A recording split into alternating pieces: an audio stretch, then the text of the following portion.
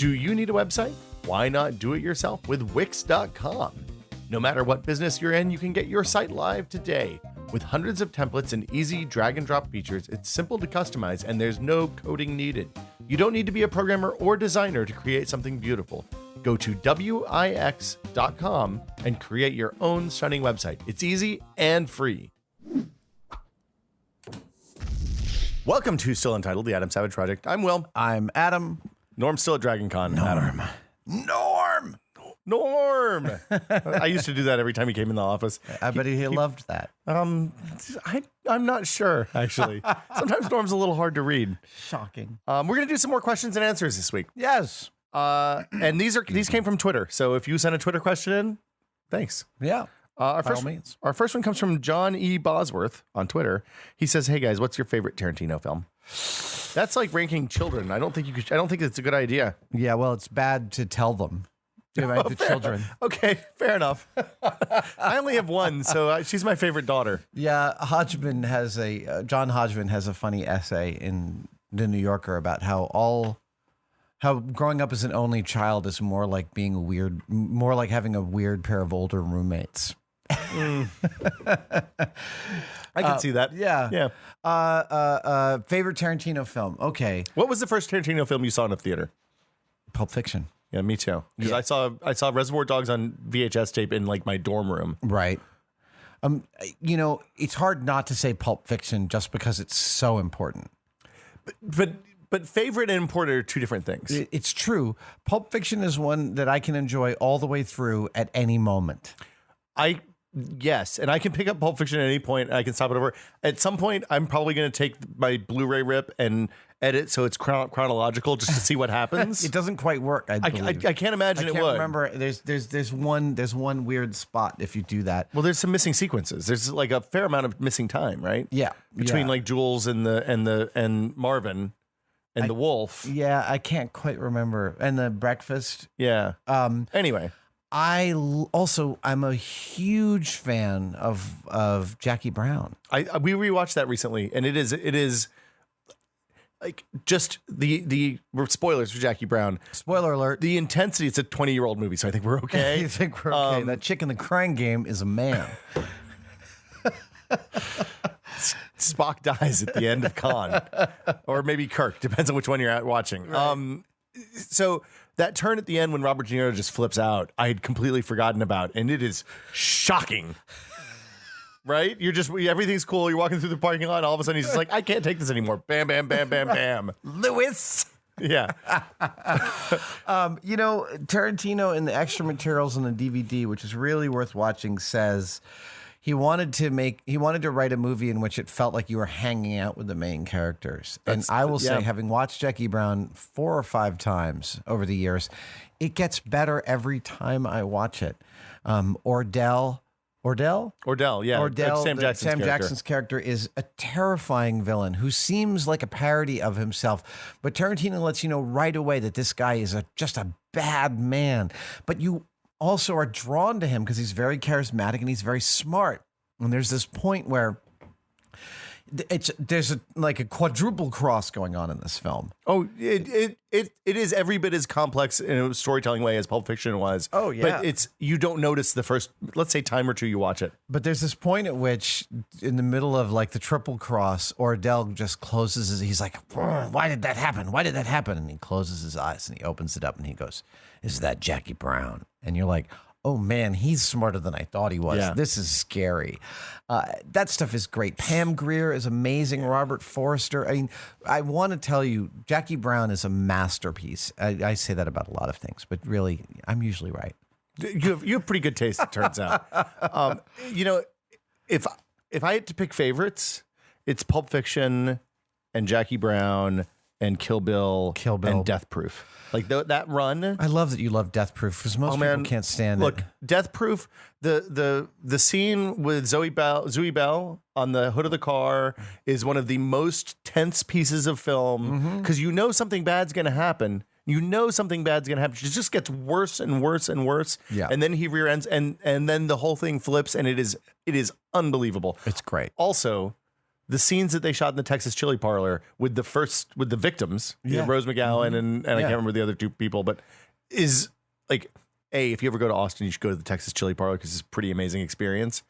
B, like it's just really, really tight and really, really intense. And I love the dialogue. Where in the hell is this even going? Yeah, I know. No, and that's what I love. And Tarantino has regrets about that film, and he's talked about them publicly. That he sort of thought, my people will be along for any kind of ride I want to give them. But I'm a defender of that film. I really enjoyed Kill Bill. I will tell you that every now and then, Tarantino, who owns the New Beverly Theater in Los Angeles, California, will unspool his Cannes submission cut of Kill Bill called The Whole Damn Affair, which is both movies cut into one long movie, and it's really worth. I flew to LA to see it. Oh man, I would totally go do that. Yeah, and it was really worth the weekend. That's supposed to be coming out on Blu-ray at some point. Really? Yeah, it's amazing. It's what, like 3.5 hours long, 4 hours long? Yeah, but it doesn't include. So Kill Bill Part 1 includes a surprise. Kill Bill Part 1 ends with you realizing that the daughter's still alive. Mm-hmm. The Whole Damn Affair. The call from the French. From Bill to Sophie, right after she's had her arm chopped off. But the Whole Damn Affair doesn't reveal that until Beatrix runs, bursts through the door in Salinas, in the hotel in Salinas. And so, oh man, yeah. So you're hit with the weight of that all at once. You don't spend the second half of the movie knowing the daughter's alive. Now, I mean, I already knew the daughter was alive, but I will tell you from a filmic standpoint, it's a much more powerful thing all at once. I made a real push to have my daughter's name be Beatrix, and the wife wouldn't go for it because she saw through that motive immediately. Like I like that movie that much. So if I had to pick a favorite, it's probably, I mean, I know it's two movies, but Kill Bill. Yeah, we're calling it one movie. You can't beat Kill Bill. I don't think. Yeah, it's wonderful, wonderful, wonderful, wonderful. Let's do a next one. Next question. Okay. Do you, this might be more of a me question than a you question, but do you have any views on the iOS 9 or iOS 9 betas? I haven't been running iOS 9. You have. My son, Thing 2, has been. He's now on the beta program, and the stuff he's telling me about what iOS 9 does contextually, i.e., you're nearing your home, I'm going to open up your garage door opener. Mm-hmm. That's brilliant.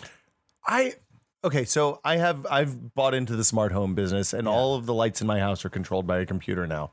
So we don't have to hit switches. When you walk into a room, they just turn on. When I want to turn off the lights at the end of the night, I tell the Amazon Echo to turn off all the lights, and she does.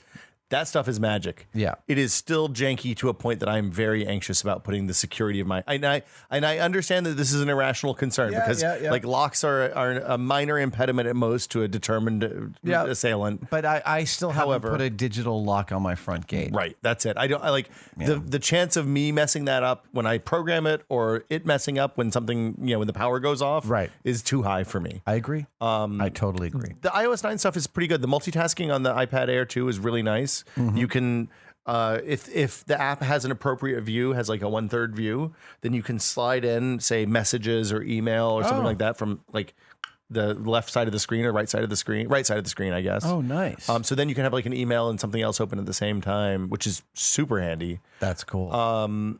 It's other than that, it's kind of like a bunch of small cosmetic-y stuff. There's more contextual information. So the one thing that they did that I really like is they brought back, remember the old slide in from when you were on the home screen and you went left one, there was a search window. Mm-hmm. That page is back and it has stuff like the most frequently contacted. It has that's a very useful feature to me. Yeah, it's because like there's 6 people that I talk to all the time. Yeah. It also has like your next appointment and that kind of stuff, and maybe restaurants around you or movies around you. It seems like that might be getting smarter based on how I use the device, and it seems like it'd be more useful on the phone than it is probably on the tablet. I haven't put it on the phone yet. Well, I mean, I think that there's the location-based stuff is really exciting to me. Like, hey, can you let me know when my kid is on their way home? Mm-hmm.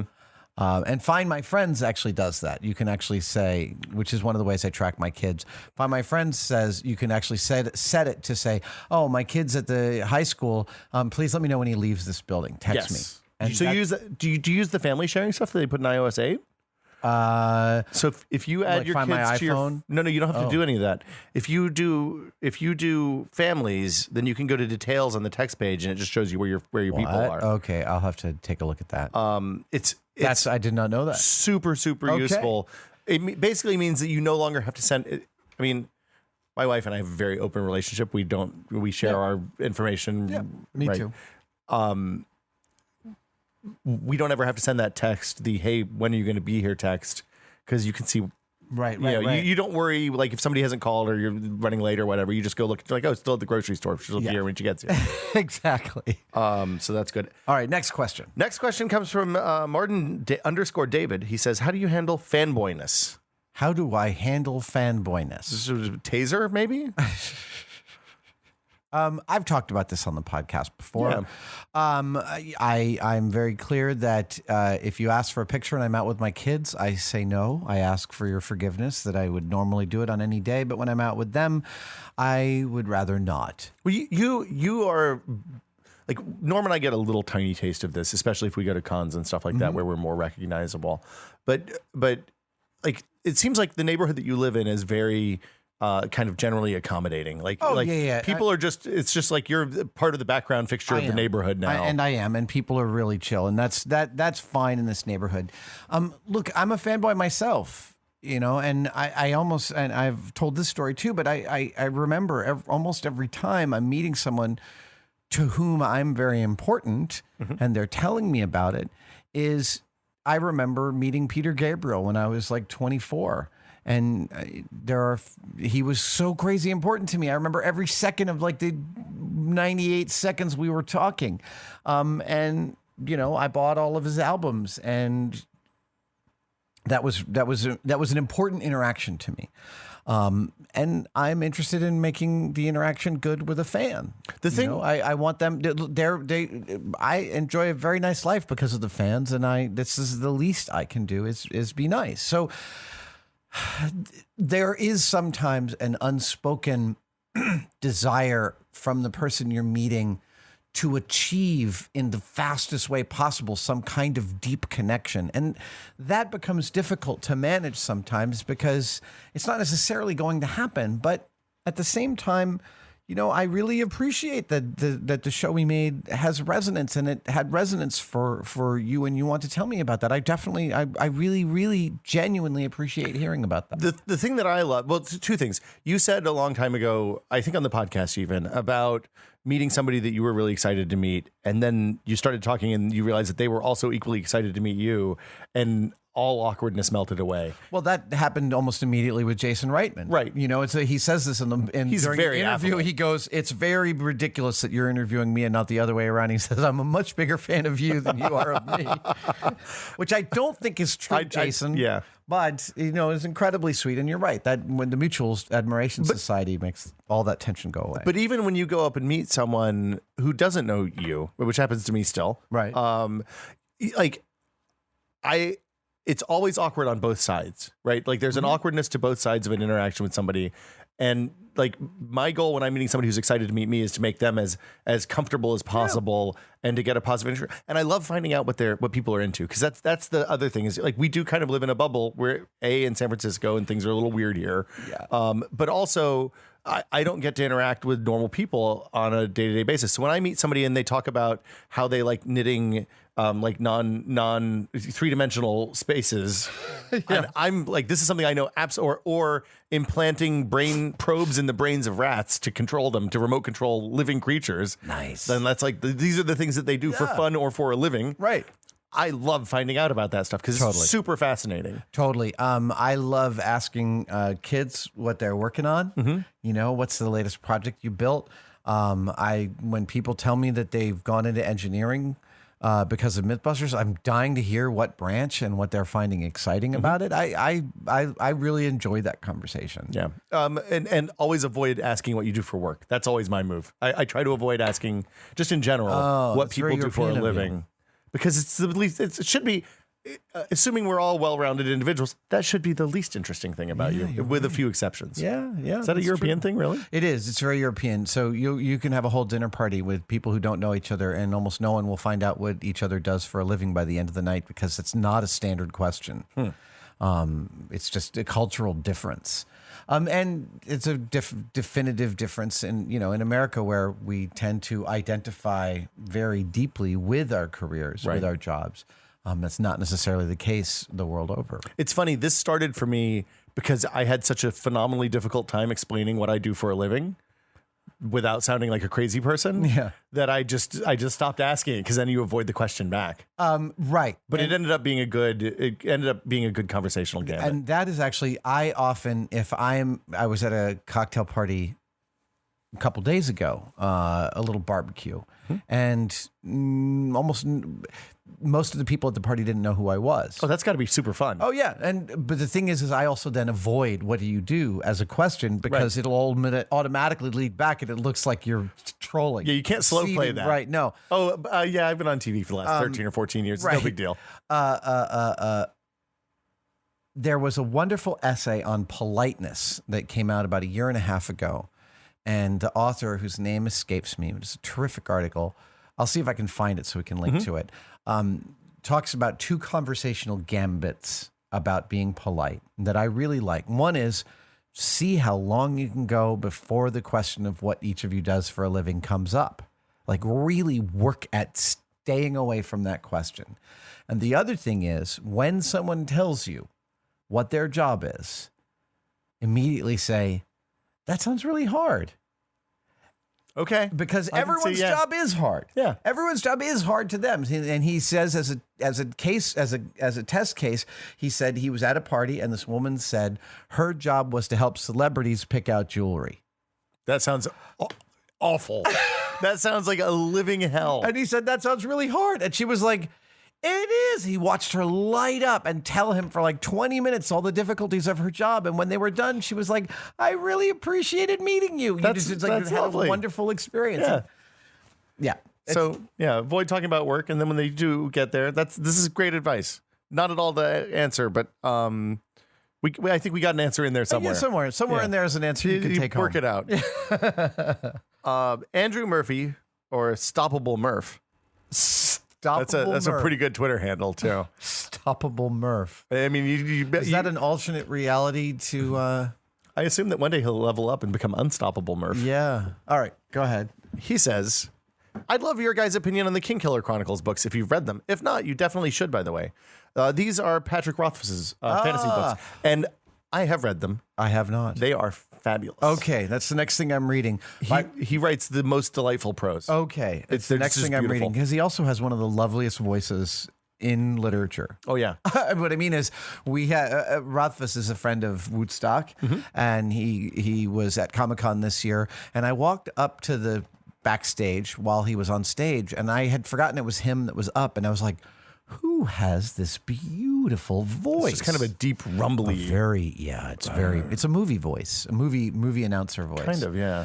That's kind of underselling it, though. It is. Yeah, it is. It's very he's the kind of, I imagine that he tells wonderful stories to his children. And speaking of Woodstock-friendly authors, I just finished the Android Stream by Scalzi. Is it not the best? It's very, very enjoyable. Yeah, and it is. I really loved it. That is an early Scalzi even. So like he was hitting on all cylinders really early on. It's just terrific. I love all the alien cultures described. I love the battles. I love the implications. Scalzi's brought me back to science fiction. Is that the book? Well, maybe it was Neil Stephenson with Seven I think Eves. Seven Eves maybe And then did. I jumped into Scalzi with both feet because Red Shirts just looked too exciting. And as soon as I read that, I was like, gotta read more of this. Is Android's Dream the one that starts with the description of the extreme improbability of complete solar eclipses? No. That must be Agent to the Stars.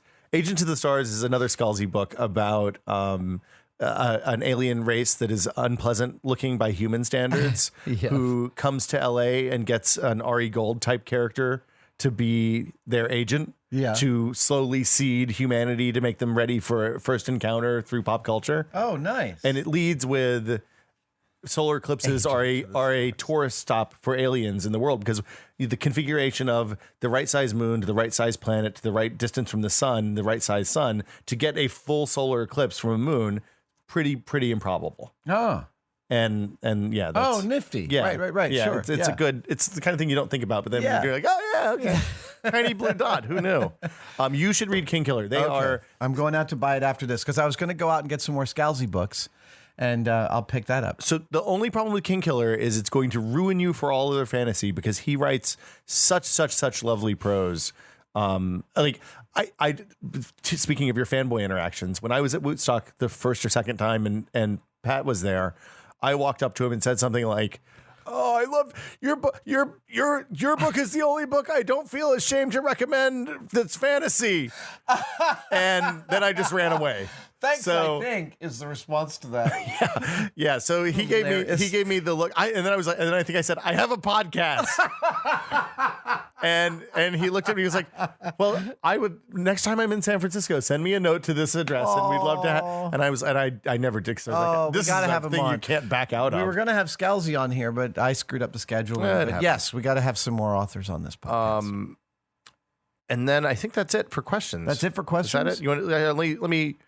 See, what else we got? Yeah, you take the look. Okay. I'll just cut here. We don't have to cut here. Everyone can watch this happening in real time. Nothing people love more. You can talk about the price of housing in San Francisco, which is bonkers. Median price of a one bedroom in San Francisco is now, what did you say? $35.30? $35 for a month. $30. I've stayed in hotels that cost less than that for a month. Wait, so just to be clear, that's a mortgage on a $400,000 house? More than that. 600 probably. $600,000. Assuming that is a mortgage on a if you have 25% down like you're supposed to, that's probably a mortgage on a $750,000 house. That's ridiculous. But the problem is you can't get a $750,000 house. No. My wife and I can't find a place that has 2 bathrooms that cost less than $1 million. Oh my God, that's insane. Yeah. That's crazy talk. But wait, there was Scott Martin asked how you guys got involved with us. Yeah. We haven't really talked about that, have we? No, we haven't. We can tell the story of the. Was there something better? Let me see here. There was a question about things that you regretted having to say no to. That's down toward the bottom of the list. Wave says, "Move to Oakland." It's not that much cheaper. Yeah, but you'd be closer to Wave. Hi, Wave. Not a bad thing. If you could be placed into any fictional universe, what would it be and why? Ooh, that's a good one. This is from MGO58. I like this question. I am interested. So effectively, like, where would you go with a holodeck? Well, first we should ask the rules, right? Rules? Are you a notable person in that universe, or are you just a normal chud? Like, are you just a schmo? Like, are you a moisture farmer, or are you Luke Skywalker? Right? Yeah. Because that's a real important distinction, you know, is it? Do you bring the knowledge that you have for, like, if you go back into medieval era, can you bring modern medicine and penicillin? Let's assume that you are actually a mover and a shaker in that universe. Okay, because this game's no fun without that. Yeah, the game, we're just like, no, I'd like to be a serf. I was thinking 20 years mining potatoes and eating acorns was a good way to go. Right. Growing potatoes. I not mining. I love the universe. I gravitate immediately towards my favorite writer, Raymond Chandler, and want to be in 1950s Philip Marlowe's Los Angeles. See, I got to go with Hitchhiker's Guide. Yeah. I would be it's really a hard Ford to be. prefect. Yeah. You know, a stringer for the guide. Yeah. It's not really that far from what I do now. Right, except you're not going to space, but yeah. Right. Traveling around to different things, you bring a towel everywhere. Right. A little bit of alcohol abuse. Yeah. Being late with expense reports. It's really, I've modeled my life on that when I think about it too hard. You know, it's also be hard to beat the Old Man's War universe from Scalzi. I don't know, man. That seemed pretty dystopian and grim. Of course, I read further into those books than you have. Right. I've still got to read past Old Man's War. It's still all about green skin human clones having sex with each other after getting into young bodies. I'll tell you, I would not want to go to the Brave New World. I don't think I'd like to live in the world of the Matrix. It's hard to not be kind of your chud in the Matrix. Yeah, your like Duracell, copper everyone's top. chud. Yeah. Don't want to go to the Blade Runner world. No. Alien seems like a bad way to go. Alien seems totally terrible. The Company, Whale and Yutani, no, that's a bad universe. Star Trek would be good. Star Trek, yes. The utopia of Star Trek, absolutely. You know what? That might be the front runner right now. And that, you know what? I wouldn't mind being a techno-utopia. chud in the Star Trek universe. I think that's interesting. Not so bad. That's still pretty darn good. You write your own story. Totally. What about we could go some weird meta level. Do you see Stranger Than Fiction? No, I haven't seen Stranger Than Fiction. Marvel Universe. What about the Marvel Universe? There's not really any women there. I mean, that might be a bummer long term. Linda Cardellini. Yeah, okay. I love her. Linda Cardellini plays Bullseye? Not Bullseye. Jeremy Renner's character's wife, Hawkeye's wife in Age of Ultron. Yes. She also played the neighbor that Don Draper was sleeping with in Mad Men. Wait, what? Yeah. Hold on. We already had this conversation, didn't we? No. I've had this conversation and with she's someone. also the girl in the Green Army jacket. She's the star of Freaks and Geeks, the first Judd Apatow Really? show. Yeah! Boom! Just laid that on you. Wow. Yeah, Linda Cardellini is actually a genius. And 2 years ago, she lost the Emmy for a guest slot in a TV series. And I thought that was a crying Mad Men? shame. Yeah. Oh, she was wonderful I in think that. the acting that she did in Mad Men was actually some of the best acting on television that year. Her characterization was wonderful, but also her characterization of not only the person she was playing, but of the time. I think she was one of the most period actors on the show that season. I mean, just in the way she moved felt like it was 30, 40, 50 years old. Yeah, I absolutely agree. Yeah. She was my favorite sad character on that season of the show. That's the girl from Freaks and Geeks. What? Wow. She's also in that Kyle Chandler show Bloodline. She plays one of the sisters in Bloodline. She's terrific in that. This might be too close, but would you be a Mad Men era adman? It's my dad was. I know. My dad was, and he got out of it because it was killing him. I don't think. My dad and I are different people. I might have found more enjoyment in that world. That's entirely possible. I'll tell you what. If I could do any job, I would have to do without the alcoholism. The alcohol. I'd want to do without the alcoholism and misogyny. well, those people aren't alcoholics. They just drink. I've been watching The Muppet Show. How is the it? 70s Muppet Show. The original. Fabulous. Yeah. I would go back. I would if I could go back and do any job, I would be a Muppeteer or maybe just a puppet builder. I don't care. God, that show was so wonderful. It is so much more adult than I remembered it being. Yeah. So much more adult than I remembered it being. Oh my God, what a wonderful thing that was. And now they're rebooting it. I saw it's Chuck Lorre's doing it, right? No, Bill Prady. Bill Prady. Bill Prady is one of the created Big Bang Theory with Chuck Lorre, and got his start as a writer on the Muppets. So Bill started out as a writer for the Muppets. So when I saw him, we were at his party at Comic-Con. Yeah. And I saw him, and it was really all I could do to be like, man, I'm really glad you're doing the Muppets. Don't fuck it up, or I will come for you. Okay? Don't worry, he knows. And yeah. I love Bill. He's a good friend. And Bill actually said one of my favorite phrases ever about my dog Huxley, who I've talked about endlessly. Huxley is a reincarnated Rinpoche. I'm convinced of it. He's here to teach us about unconditional love. And as Bill Prady said to me one day, Huxley is the answer to the question, who's a good doggy? Okay, knowing that, I feel a little bit better about the Muppets. Exactly, and you should. That's a very Muppety attitude. I totally agree. Let's see. Let's do one more. All right. Tom Clark. Maybe we'll do two more. But Tom Clark, Tom Tack 98 says, "Do you have any favorite stationery or notebooks for people returning to school?"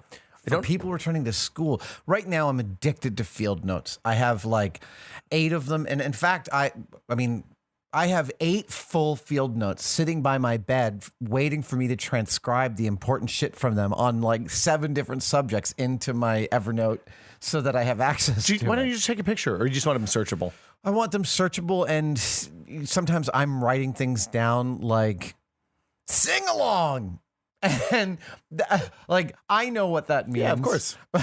But it's not going to be clear to me in a week or in a month. So I have to get it down. I'm just literally like, so when I go to concerts, or stage shows, I get ideas for my stage show. And I was at Weird Al last week, here in San Francisco, and that was wonderful. And then 2 nights ago, I took the boys, Thing 1 and Thing 2, to see Billy Joel at Pac Bell Park. Okay, hold on. Weren't you in a Billy Joel video? I was. You were the red-haired kid that drowned or almost drowned. So this is great. This is a great way to end this podcast. Yeah, this is going to get crazy. So I wanted to go see Billy Joel. My boys are independently in love with Billy Joel's music. They discovered him on their own. Thing 1 listens to it all the time. I hear honesty coming up from the downstairs, and I'm just like, oh yeah, these songs meant so much to me when I was a kid. Billy Joel is the Bruce Springsteen of Eastern New York and Long Island, and was very important to me growing up.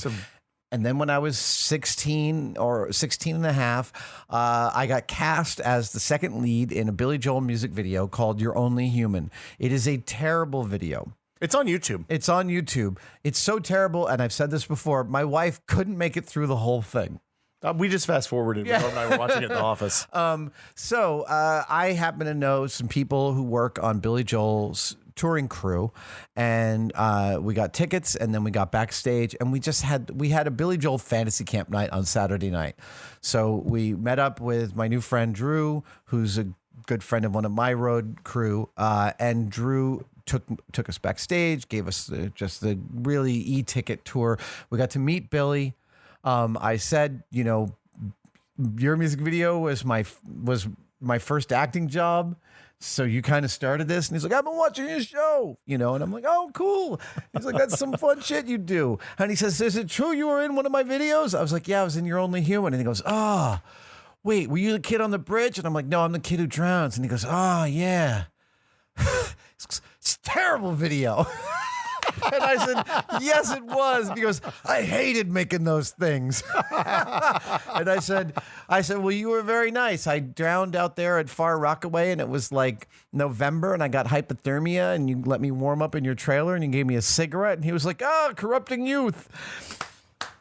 We took a picture. I took a picture with him and the boys. They were beside themselves. Oh, man. And then we got to watch the opening act turned out to be another musician I'm a huge fan of, Gavin DeGraw. Oh, really? Who was terrific and got an amazing voice. And his whole band were huge fans of Mythbusters. I took a picture with them. They all seem like they're like 12. I mean, I think they're all in their mid-20s and they're amazing musicians, but they all seem like they were 12 to me. And then we went out to the sound booth, which is the best sound in the whole place because that's where they adjust all the speakers to. We watched most of the show there, and then we went backstage again to watch Billy sing the last few songs, like Piano Man, where the entire audience sings along, Uptown Girl. So good. It's just, I will tell you, if you get a chance to go see Billy, go see him. Unlike a lot of aging rockers, and he's admittedly an aging rocker, he's been doing this for over 40 years, his voice is in fantastic shape. He always could sing. Like he is touring once a week, so he's taking really good care of his voice. And his voice is still he can't quite hit some of those highs, so he's adjusted some of the keys, but man, he is tight. And it was lovely hearing him sing some great songs. I Am an Innocent Man with that very high note. He gave a talk. He talked a bit before it. It's like, one night I'm going to try this song and I'm going to go, there it goes.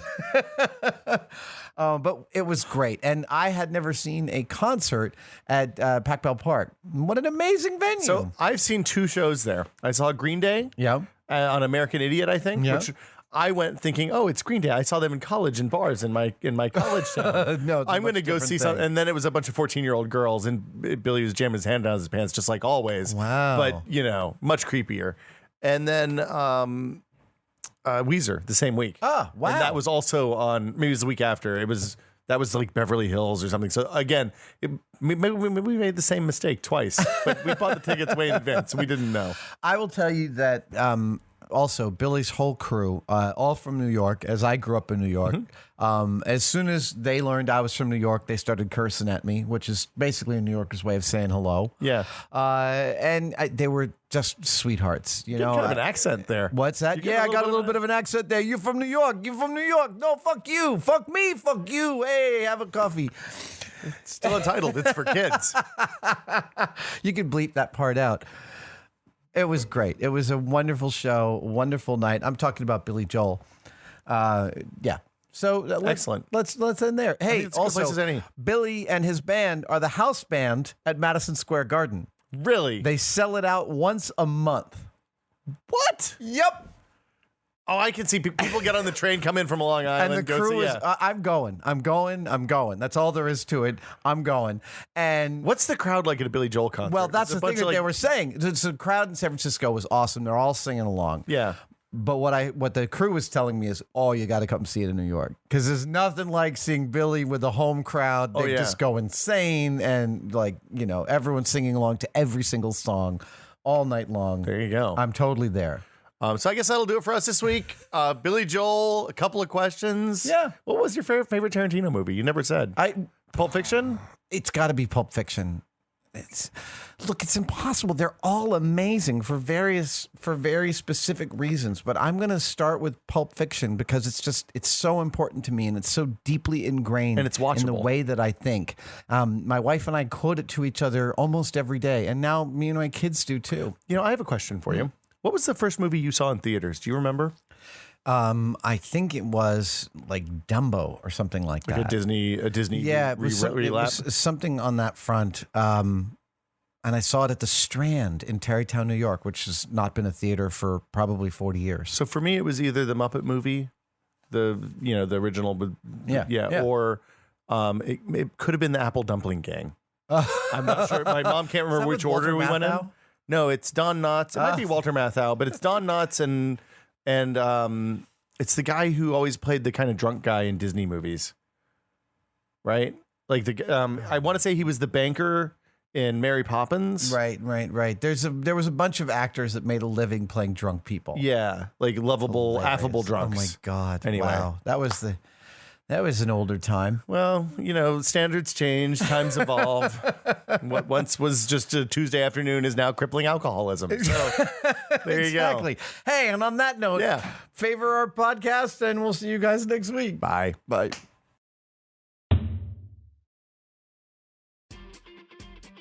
Today's episode is brought to you by Wix.com. Used by 60 million people throughout the world, Wix.com empowers business owners to create their own professional websites. With the drag and drop builder and hundreds of designer-made templates to choose from, you can get your website live today. It's easy and free. Go to Wix.com and create your stunning website today.